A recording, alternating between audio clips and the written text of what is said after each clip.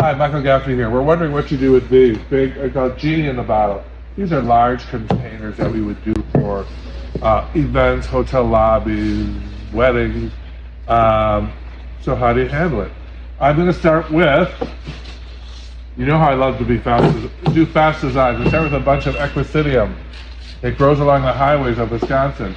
I'm going to wrap some Monstera leaves around.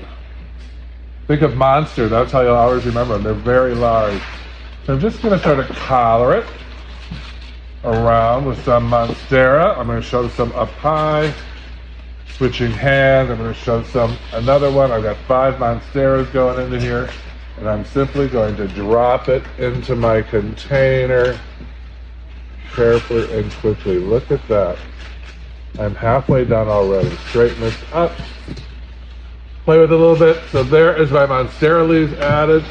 They always make a big splash. Why are these crooked? There. Now,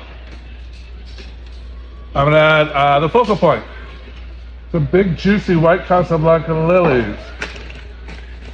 These will open up into big giant spheres. You know I use these a lot in my designing. Okay, go back. And this is how we're going to finish this design off for that lobby. We're going to group some Casablanca lilies on either side. And again, these are going to open up into big white spheres, and you will love it.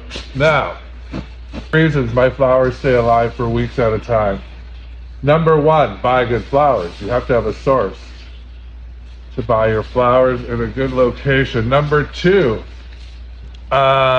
put some bleach in the water. Focus on that crowning glory. I'm going to shove some bear grass in here coming out the top, a whole bunch, and then all you got to do is fill with water. Number 2, some bleach in the water. Number 3, crowning glory, the magical spray.